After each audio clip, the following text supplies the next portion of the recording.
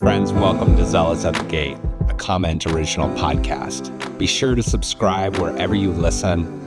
Send us an email with feedback, questions at zealots@comment.org, and make sure you tag us on social media. I'm Matthew Kamick. And I'm Shadi Hamid. Matt and I are good friends, but maybe you wouldn't expect that. Matt's Christian, I'm Muslim. Matt's conservative, I'm sort of liberal. Matt's white, I'm brown. Also, Matt's a theologian, I'm a political scientist. Together we research religion, politics, and the future of democracy at Georgetown University. Thanks for joining us.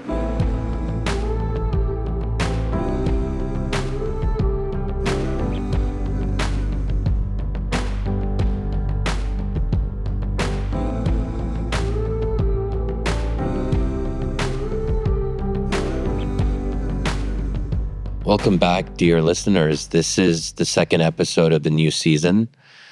In our first episode, we talked about the post-religious right.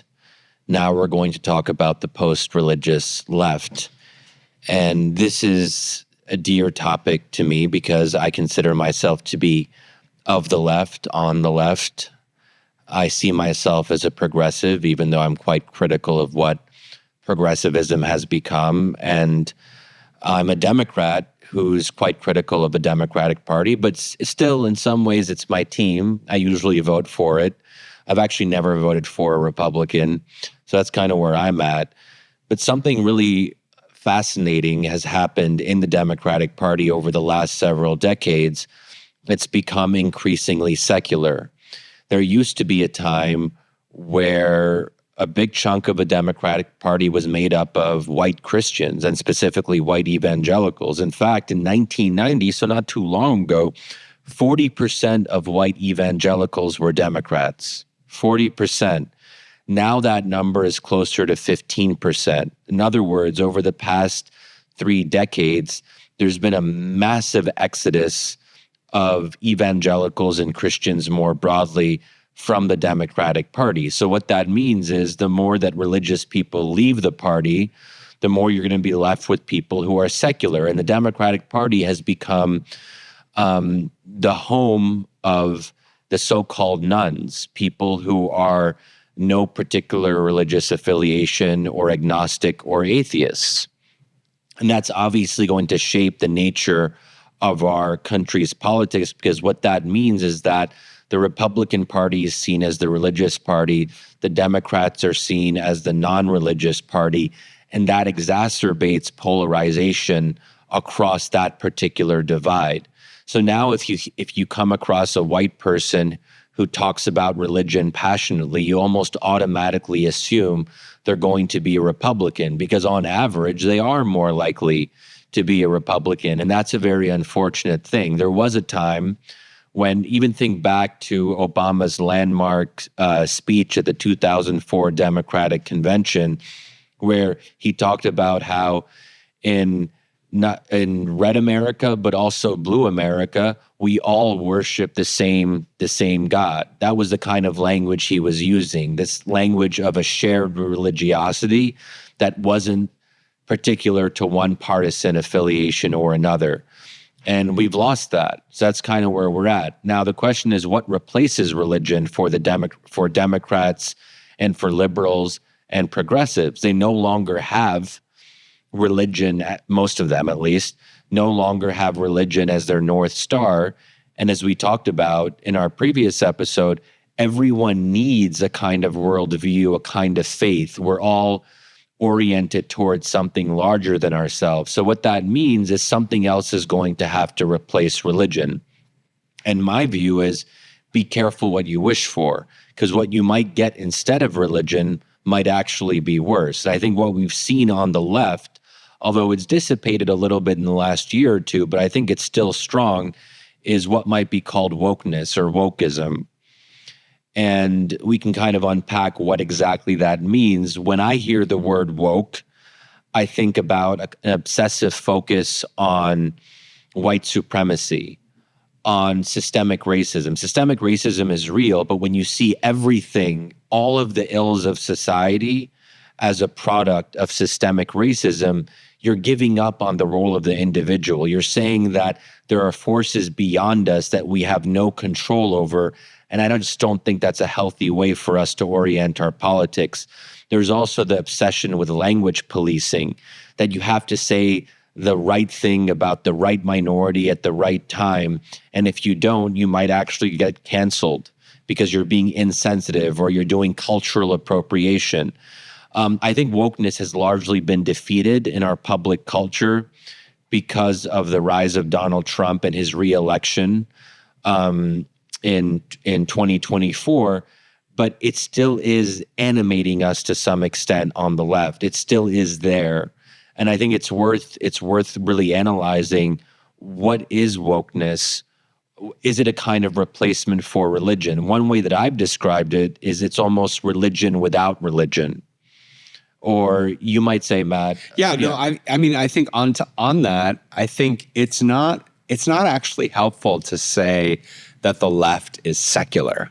I think it's actually more helpful to think of it as a secular form of spirituality in the sense that it really does behave a lot like a religion would.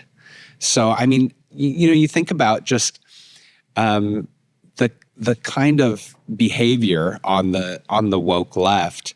There is a ton of sort of demand for purity on the left, ideological purity. You have to buy the correct brands. You have to use the correct language. You have to avoid specific companies and specific practices. You have certain dietary restrictions.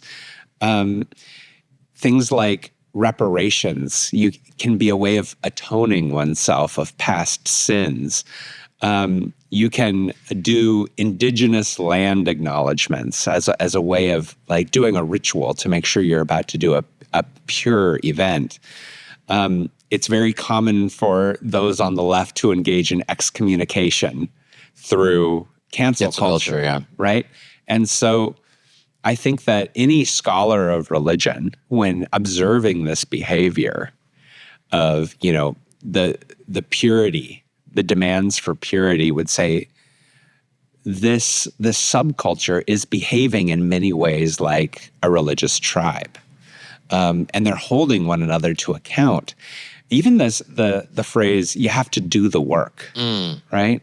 Like when you hear that phrase, do the work, like, what does that mean to you? What do you think they're talking about? It sounds almost religious, or at least the way that I sometimes view religion is, I got to do the work and do my 5 daily prayers. I got to make sure that I'm putting in the effort. And then God will reward me for that effort. There's a sense of you just got to just get down and do certain things. And it takes time, it takes attention, it takes money, it takes effort. Yeah, I mean, a similar phrase is check your privilege. So the phrase check your privilege is you need to go into a period of self-examination. And for a Christian, right, when I hear that, I think, I need to actually think about my sins. I need to stop and sort of meditate on the kind of like work that I need to do. There is a sense in which this sort of left-wing wokeism is kind of a parody of religious rituals in really important ways. And the dangerous part is they don't see it. Yeah. Right? That's the worst thing, is when you're mimicking a religion, but you don't actually realize what you're doing. It's almost the worst of both worlds, because you have the certainty of religion, but without the kind of aspects of forgiveness that are in the traditional Abrahamic faiths, for example. Yeah, so there's something to temper it. Totally. So, I mean, take the famous yard sign. It's in rainbow colors. It says, "In this house, we believe Black lives matter. Women's rights are human rights. No human is illegal. Science is real. Love is love. Kindness is everything." I mean, this is a creed. Yeah. Right? This is what we believe. And the sign, it makes no attempt to prove itself. It is a statement of faith, right? Yeah, it's like passed down from God, and you have to believe in it regardless. Yeah. Science is real, period. End of discussion. It's quite dogmatic. It's quite sermonic. It's preachy. But those who would put this sign in their yard don't see it as part of a religious community. They don't see it as I'm committing myself to a worldview and a community in that kind of way. And I think that's particularly dangerous. Yeah, I think it is. And that's why it is good that there has been a kind of self-correction on the left to push back against these excesses. But I think they're still going to be there because there is something appealing about it. It speaks to something that we desire. It gives people ritual. It gives people atonement. It gives people purity. But I think we should never want people to feel too morally pure. This desire for moral superiority is really a bane in our politics, because the more that we think that we're perfect, it means that the people on the other side of the political or ideological spectrum are not. We're righteous over them. We're superior over them. They're the ones who are the enemies of progress. And this is why I think even when we think about the word progressives, when we're describing this movement, there's something that makes me nervous about that, because if you really believe that you're in line with progress and you represent progress, it means that your opponents, they're not just enemies of your political position, they're enemies to progress itself, and therefore they have to be stopped. So it kind of elevates the stakes of politics, and it makes politics much more like spiritual warfare. And I think that one thing that both you and I have talked about and written about a lot is we have to find ways to bring politics down to the mundane. Mm-hmm. Politics should not be operating at this high level of maximal stakes. And that's why I think it's always a point of concern when I hear people say things like, this is the most important election of our lifetime, because that really means that you're carrying a burden. A lot is weighing on this one particular outcome. Also, factually, not every election can be the most important election of your lifetime. Only one of them can be, if you think about it in the kind of broader sweep of time. So the question then becomes, how do we bring politics down? And I think on top of that, what you were talking about earlier, a sense of hierarchy, the term woke itself, what it assumes is essentially that the world is filled with two different kinds of people who are awake and people who are asleep. Mm. So if you walk around imagining that you're awake and all these other people are asleep, right? You've created a hierarchy where you can see you are a person of the light and they are still asleep in the darkness. And so once again, there is sort of a parody of religion going on, right? I have the truth. I have the light. I have the true message. And I need to awake you from your slumber. And as an evangelical, one of the things that evangelicals love to do is talk about their conversion story and about how they met Jesus and how their life changed dramatically. When I listen to people talk about their woke story, there is a certain parody of it, of, I used to be all of these terrible conservative things, right? And then I awoke. I checked my privilege, and now I'm an ally. And so you can narrate a story of your own, left-wing salvation in that kind of way. And that's the danger of woke language in general, is that it divides humanity between the awake and the sleep, and it creates a hierarchy, right? I have done the work. And so now it's my job to teach you and help you do the work as well. And it all has to do with, that term progress, right? That I am a progressive. I am on the right side of history. And you are on the wrong side of history. And history is going to sort of roll over you. Yeah, the idea that history has some kind of internal logic of its own, that it's always going in one particular direction, and then you become the one who decides what history is and what direction history is going in. that can give you a real sense, again, that you are pure and that you are superior to others. So that's why I think all of us have to find ways, whether it's on the left or right, to say that we don't have any monopoly on history or progress. Progress is not necessarily a linear thing. It can go up and down, and we also have to have the humility to say that we don't know always what is progress and what is not. And it will also depend on your religious conviction. I mean, if you're an evangelical, then the Supreme Court ruling that legalized gay marriage may not be seen as an example of progress. But of course, if you're on the left, if you're woke, that would be seen as a major sign of progress. So you have two competing narratives of progress.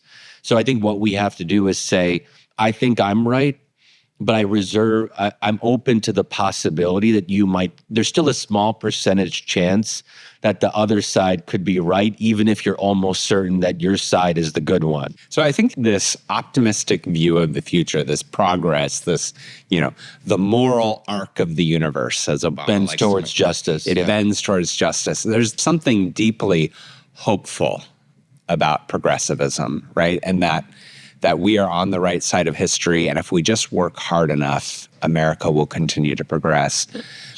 I have a sense that, frankly, this is why those on the left really do struggle with losing elections. I think when I think about despair after elections, I think in large part, those on the left are much more dramatic. Yeah. When they lose. They're always crying. They're always crying for an election. Yeah. Which is not necessarily a bad thing. I mean, I cried in 2016 when Trump won for the first time. And I think that, probably in retrospect, we were justified to be very distraught about the future of our nation. But at the same time, I don't think that one should cry over an election. Yeah. I have this image of, after the election, of course, many of us turn to Saturday Night Live. And famously, Tina Fey got on and was processing, later on the loss to Donald Trump. And she's trying to minister to her fellow liberals who are weeping and crying. And so she pulls out a huge sheet cake and she just starts to stuff it in her mouth. Yeah, I remember that one. And she's sort of therapizing herself by eating in this way. And I have to say that I think that one of the reasons why losing elections is particularly, dramatic or traumatic for those on the left has to do with their view of history, of if we work hard, if we organize, if we educate, that ultimately progress is on our side, history is on our side. If we make good arguments, ultimately, the universe is going to bend towards us because we are on the right side of history. Which sounds very religious, going back to that. And so then it does become quite traumatic when you lose, when your side is not justified. And it is, once again, because our politics we are increasingly looking to politics to provide us with meaning and value and direction. And as we said, that's true for those on the right, and it's true for those on the left. So that's why I don't like talking about the political left as a secular movement, right? Because it behaves so religiously in so many ways when you think about it. But there is one interest when I think about the phrase "doing the work." I think there's something very interesting about it that distinguishes it from religion.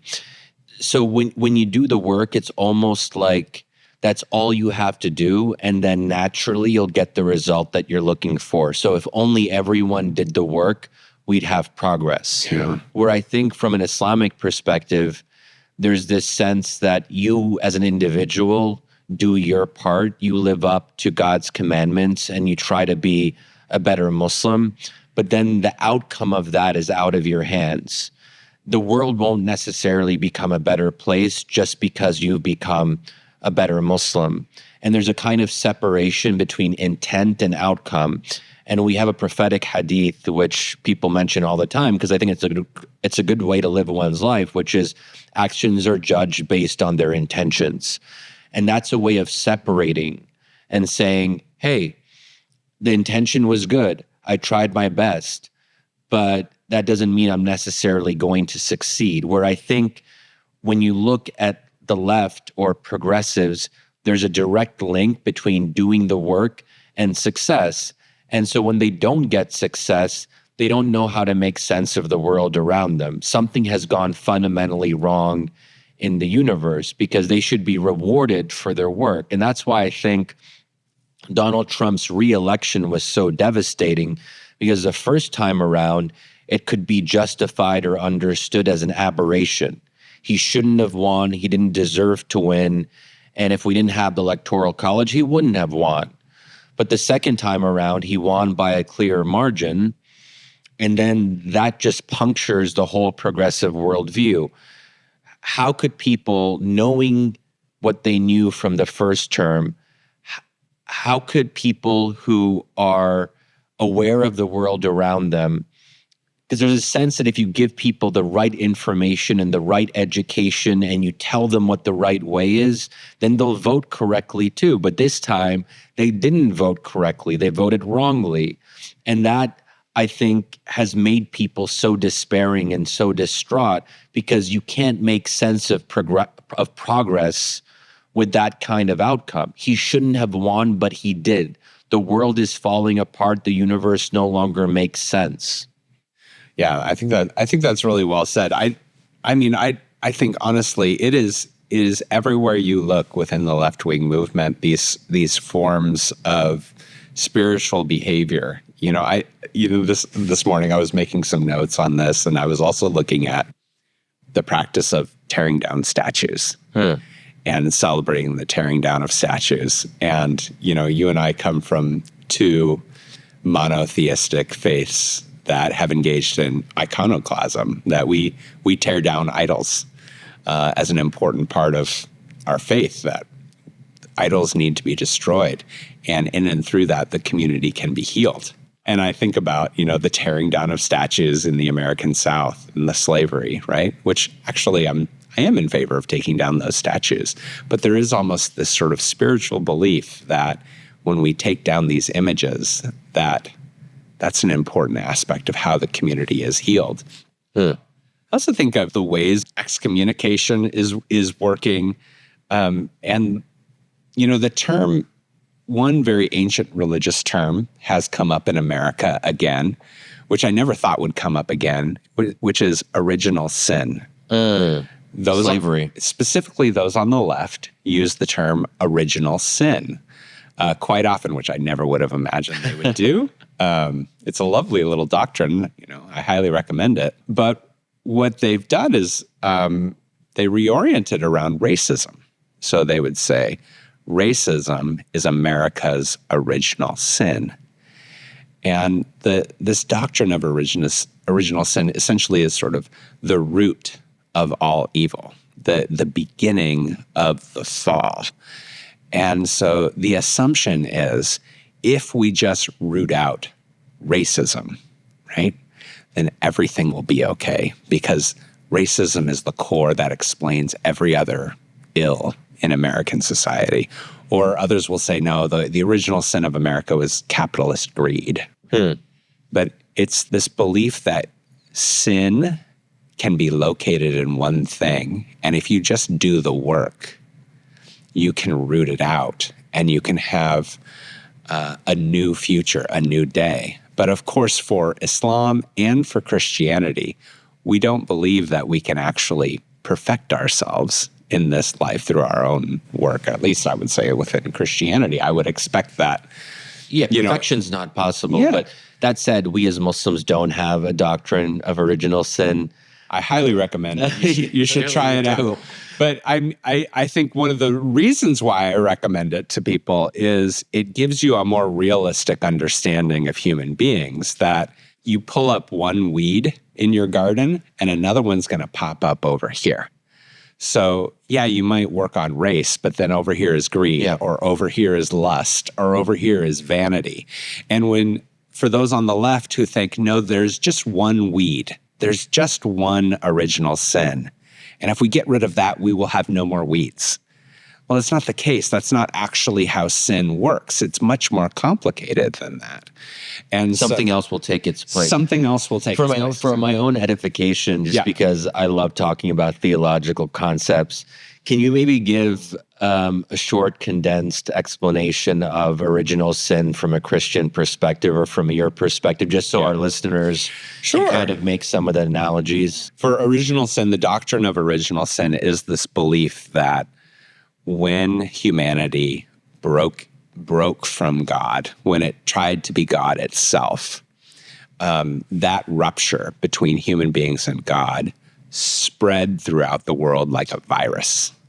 So weeds, thistles, and thorns. So now we can see human pain and rebellion and poor behavior in our politics, in our economics, in our families, in our business, in the arts and culture and race, that sin like a virus has spread throughout the world, creating destruction. And it all comes from that original break that we made with God. That's the root of it.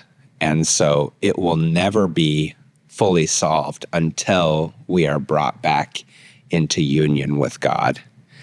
And so the lie is that, all you need to do is fix your relationship with money, or all you need to do is fix your relationship with other races, or all you need to do is fix your relationship, whatever it is.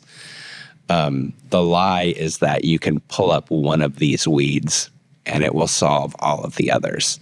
So Marxism is a good example of this, right? Marxism sees the original sin as private property. So like every human problem can be reduced to economic inequality. So poverty is the reason for terrorism. Poverty is the reason for patriarchal whatever. It explains everything else. Whereas the Christian doctrine of original sin says, don't do that. So anyways, back to the politics of the left. Sure. What this means is during that season of peak wokeism, right? The belief was it was racism, that like racism explains, America's problems. And so we need to do the work on that. Yeah. One other thing I wanted to raise was the question of excommunication, because certainly in our respective religions, there is excommunication. Maybe less so since... To what extent would you say there is that in the evangelical tradition? What role does excommunication play? I would say that from an Islamic perspective, excommunication has historically been quite rare. Yeah. You have to meet a very high threshold for that charge to even have any legitimacy.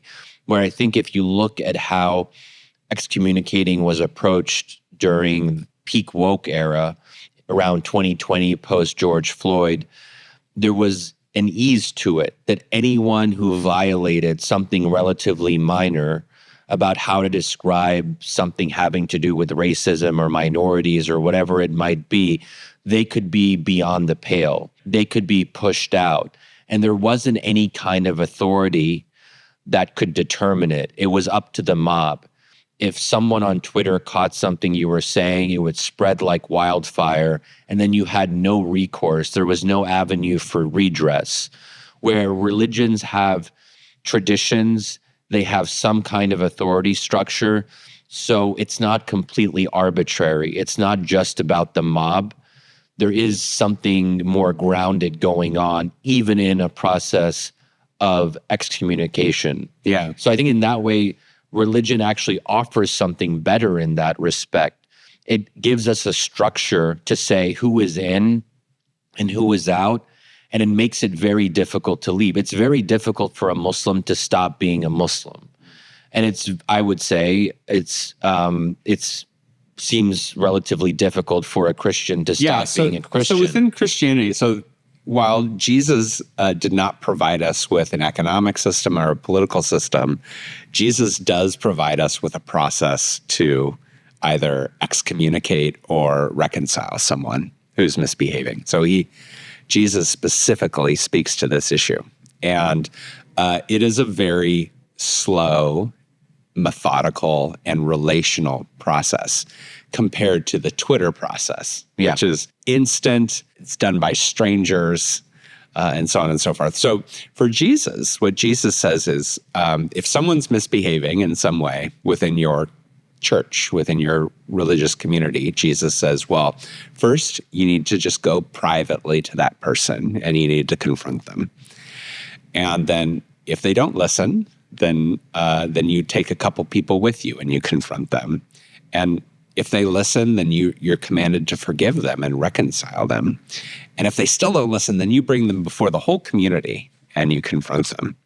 And the hope is always, we're going to find any way to get a path back for you.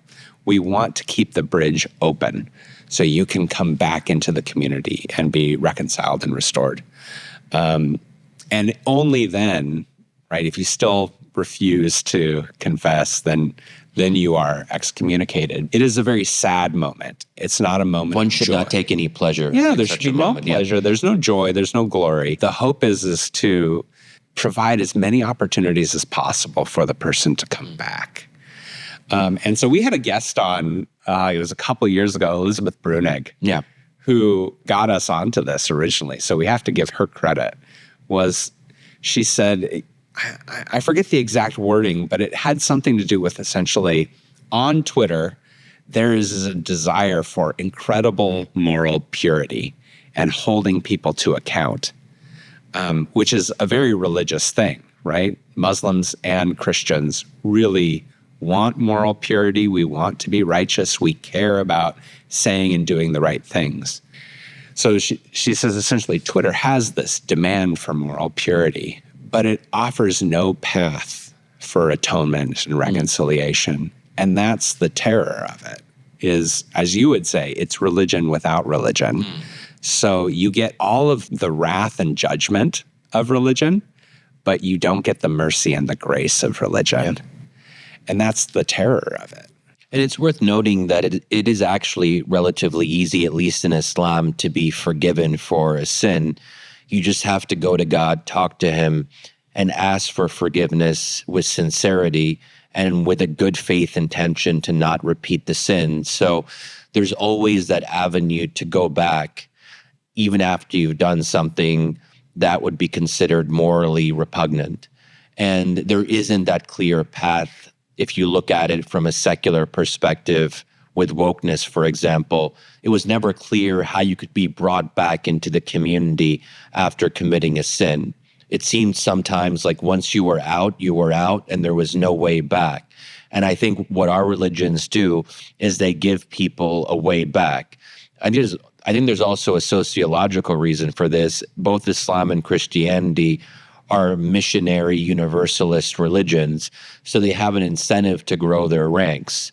If you made it easy to excommunicate people, there would be a risk then you wouldn't grow as quickly or as broadly as a religion. You want to keep your numbers high. You want the religion to spread. So you want to keep people in the faith even if they go astray.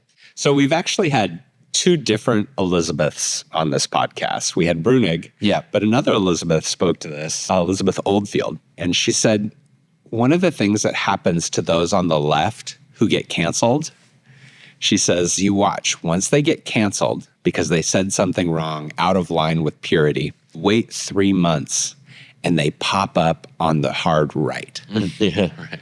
They've been called to account for saying something wrong. And it's essentially either you have to grovel your way back to reconciliation on the left, or you have to double down and you go far over to the hard right. And that's sort of the unintended consequence of left-wing cancel culture, is it forces people to either grovel or to just double down. But I'd like to actually return to a point we talked about earlier, because I think it's really important. I think we've got to unpack it a little bit. The fact that those on the left wing do not recognize that they themselves have a faith, because I think this is really, really critically important, and it makes interfaith and inter-ideology conversation difficult. Because for those of us who are very explicit about our faith, we are very much aware that we stand by faith and that other people don't accept it, right? When you walk down the street, you don't expect other people to be Muslims or to accept what you have to say. Similarly, for me as a Christian, I don't expect that everyone else would just see that Christianity is rational and true and so on and so forth. But for those on the left, they don't actually have that experience quite as much. There is this sort of belief. Everyone should be like us. Yeah, this belief that everyone else lives by faith, but I live by reason, or I live by education, or I live by enlightenment. That they are still sort of in the darkness of faith, but I have become enlightened. I have become woke. And when you have that sort of orientation that other people live by faith, but I don't, it's very easy to slowly build a hierarchy where you have all the religious people down here, and then there are some who have transcended religion, who have gone above religion. And it's very difficult for those of us who are still down here to have an equal dialogue and to talk about, I think, what you would call priors. Right. And I think first principles. Yeah, first principles. So, but you have a difficult time. I mean, that's been something important to you in Washington, D.C., is having discussions about what are your first principles. Like when you ask progressives sometimes, why do you believe what you believe? And you try to go to the heart of the matter, I've often found that they struggle to give an answer, because for many of them, it's almost like their commitments go without saying. So they're not really used to explaining where they come from. It's just like, I'm woke. This is what everyone should believe. Systemic racism is a matter of faith. But then you ask, well, let's kind of dig a little bit deeper into the concept of systemic racism. Isn't there a danger if we see everything as systemic, then we don't leave any room for individual agency? Then they stumble because they haven't been questioned. And I think oftentimes progressives are primarily around other progressives. They're not used to being challenged by conservatives, where you have a lot of conservatives who go to universities in major urban centers, and they have to contend with people challenging their worldview all the time, because it's not really cool to be a conservative on campus. So you have to kind of struggle and wrestle with your own beliefs. Yeah. So I think it helps for political movements to be challenged and to be in some kind of competition. And there should be more than one option. Otherwise, you don't even know why you believe what you believe. Yeah, I mean, and I'll go back to the yard sign, because I think it's just a perfect picture of this. In this house, we believe Black Lives Matter, women's rights are human rights, no human is illegal, science is real, love is love. The statement, love, is a perfect circle. Yeah. Right? Doesn't really make any sense. You're not explaining where love comes from. It doesn't really invite conversation either.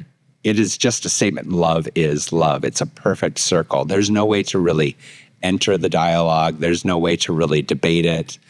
So when someone comes up to you and says, I mean, who would come up to you and just shout, love is love? Well, what does that mean, right? What is love? Define love, right? And so as a Christian, right, I have a Bible that gives a lot of shape to what love is and what it looks like and what the boundaries of love are and what the purposes of love are. But the statement, love is love, there's no way to enter into a conversation. Yeah. There's no democratic debate. It's more like when someone says love is love to me, I feel like I'm being hit by a baseball bat. The yard sign itself is stuck into the grass, and there is no thought to, okay, what is beneath this? What funds these convictions, right? I think there's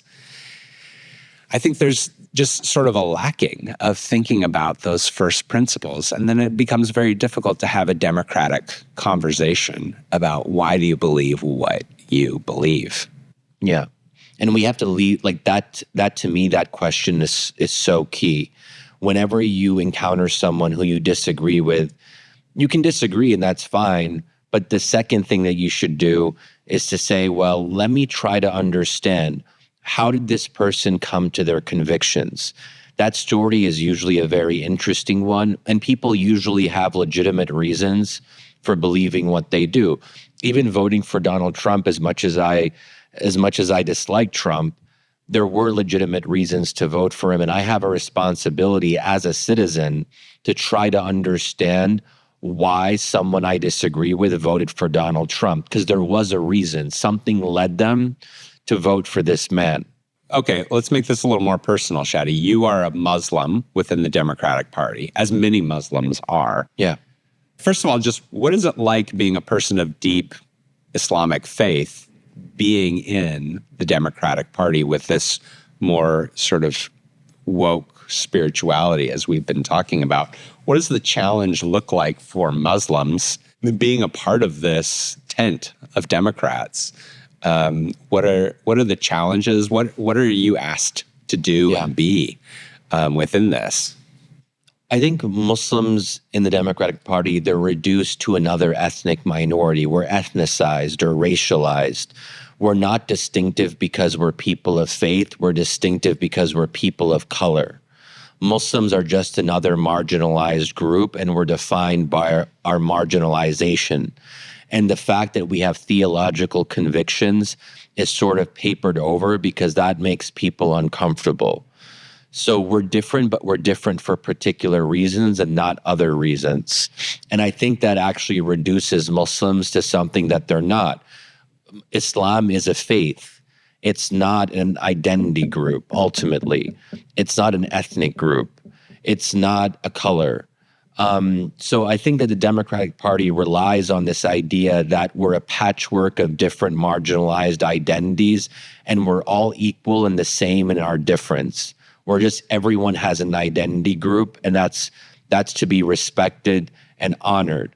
But the Democratic Party, I think also, there's a kind of uncomfortable relationship with people of faith, as I mentioned earlier, because the Democratic Party is not as hospitable to theological conviction and to faith.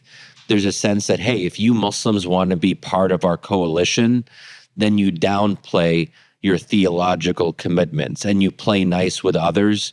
And so, for example, if you have moral objections to gay marriage, stay quiet about that because you're in coalition with the LGBTQ plus community. Mm-hmm. And everyone has to agree to respect the other. So don't talk about morality when it comes to gender identity or sexuality or anything like that. So we're asked, in effect, to be less than we are or to downplay certain core commitments that make us Muslim.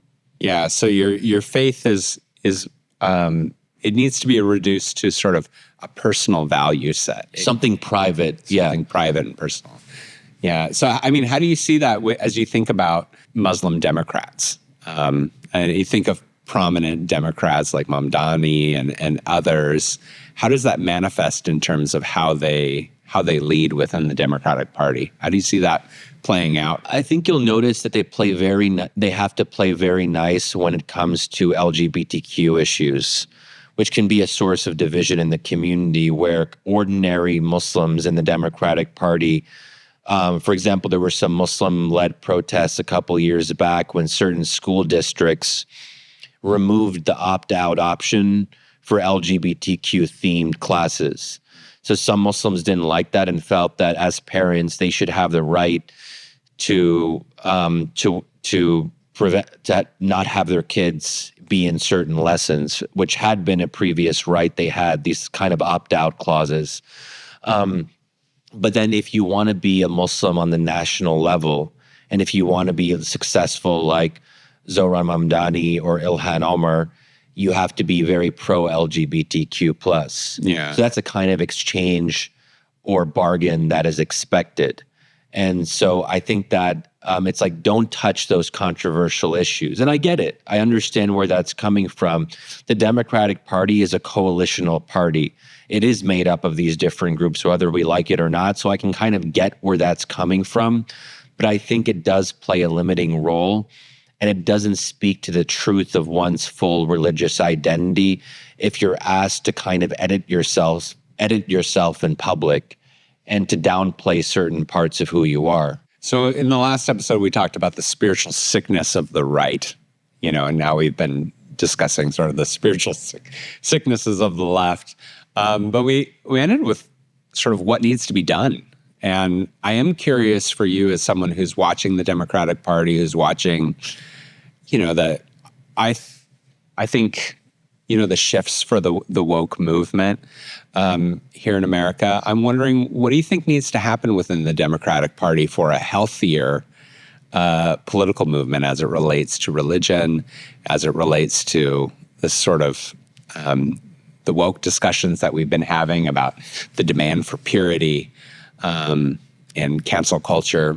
How do you think about the future of the Democratic Party and the Democratic movement when it comes to these things? Well, I think it's good that wokeness is playing less of a role. That's a major shift over the past few years, and it was inevitable that wokeness would burn itself out.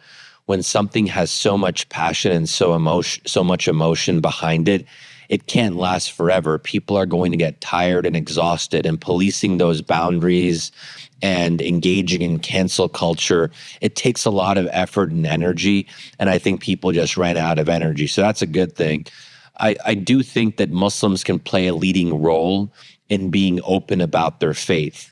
They don't necessarily have to go into theological specifics if they don't want to, but I think being openly Muslim sets an important precedent.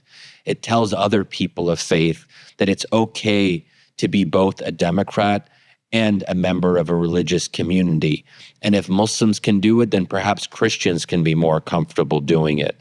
Certainly there's room for the Black Christian tradition in the Democratic Party. The one group that isn't really allowed to express its religiosity is white Christians. Mm-hmm. That has to change because we have to win over more evangelicals if we want to win elections. Yeah. If 80% of white evangelicals are voting for Donald Trump, let's try to get that down to 75 or 70% and pull over 5 to 10% of them. It's electoral math. Mm-hmm. And if you want to win elections, you always have to try to expand your tent, not narrow your tent. And I think we as progressives, people on the left, we were so intent on moral purity that we were making the tent very small. And that's just alienating to a lot of people. You got to make the tent as big as possible. Mm. So as we wrap this up, I think for you and I, as we think about the spirituality of American politics today and the kind of spiritual fervor and the spiritual intensity of American politics, sometimes we call it the existential nature of politics, that it's so intense, it's so apocalyptic, it's so cosmic in its intensity. And you and I want it to chill out, right? We want politics to be more boring, more mundane. Yeah. We actually want people to take politics less seriously than they do. And I think that, one of the things we've been thinking about is, how our faith actually helps us take politics less seriously and to be actually less spiritually charged in our politics. And, we just finished this book. The theme we picked up on was actually idolatry as an important concept for us. And which is, a very ancient concept. We don't really talk about idolatry much in contemporary society anymore. But I think there is a really important lesson in both Islam, Christianity, and Judaism on this issue of that there is only one God and everything else is just creation. It's just politics. It's not a divine movement. It's just politics. And so when you are a true monotheist, when you believe that there is only one God and everything else is just stuff, that there's actually a real political gift in that this election is just an election. This issue is just an issue. The fate of the world does not rest on this election. It belongs to a single God who's sovereign. There's something very idolatrous to me about getting overly spiritually passionate about a political issue because you believe something else is God other than God. Yeah. We have to stop making idols out of worldly things, and politics is about this world, and we have to keep it at that level instead of elevating it to something existential, something that is on the level of God. Politics does not equal God. And I think also what our religions tell us is God is the only ultimate judge. Other people are not judges of us. They can't excommunicate us or tell us that we're not good enough or that we're not morally pure enough. God is the only one who makes that determination, and he doesn't make it now. He makes it in the next life. That gives us a kind of delayed judgment where up until that point, we can chill a little bit. God will sort everything out when the time comes. And until then, we do our best, we try our hardest, and we will make our arguments in the political sphere. We can still be passionate about politics, but there's a limit to that passion because it's of this world and not of the next world. And I think religion equips us with something very powerful in that regard. It puts things into perspective. Yeah, monotheism, rightly understood, should put you in your place, right? Yeah. Remind you that you're not God. And there's something tremendously self-centered about believing this is the most important election of my lifetime, or this is the most important issue or political leader or whatever else that, core to, this belief in Sabbath for Christianity and Judaism is this belief that I'm going to rest today. I'm not going to work today. And the world is actually going to keep spinning, even if I don't do anything. That I'm resting on Sunday because I believe that God upholds the world, not me. And rest is something, just that concept of rest is something that I think it's unimaginable to the hard right and to the hard left, a restful life. And, I know, Shadi, you've been trying to take a little bit of sabbatical, a little bit of rest and feeling burned out. And there is, I think, a lot of burnout in American political culture because ultimately it is exhausting to try to be God. It is exhausting to try to control everything. And I think a lot of the political sickness of America has to do with this lack of rest, that God is sovereign. Because if God is sovereign, then we can chill, we can rest, and we can still enter into political debate, but we can engage in political debate and discussion with a restful heart, knowing that it doesn't depend on us. Amen to that. Yeah, the world keeps spinning. I'll take this as a kind of advisory note for myself. I think there's sometimes this pressure as a writer and as someone who speaks publicly on political issues that every time something big happens, you have to have an opinion. There's this sense of, I have a big audience and I have to share my views with the world because I can maybe tip things in the right direction. It's kind of elevating your own importance, that your voice is so important that you can never just take a step back and not comment on everything. But it is okay to sometimes be quiet and to not have an opinion about every single issue. Yeah, and I think that is the gift of prayer, right? Is bowing your head and stopping from the work, stopping from the grasping, and recognizing that God holds these things and God holds this government. And well, friends, thank you so much for joining us. This has been a fantastic conversation. I'm really excited for Zealots at the Gate to be launching again with these conversations, and we look forward to a really amazing season. So please stick with us. Thanks, everyone. Bye. Thanks for listening to Zealots at the Gate. If you like what you heard, check out other episodes at comment.org. Zealots of the Gate is hosted by Comment Magazine, produced by Rachel Collins. Technical production is by Ali Crummy. Audience strategy by Matt Crummy. And editorial direction by Ann Snyder.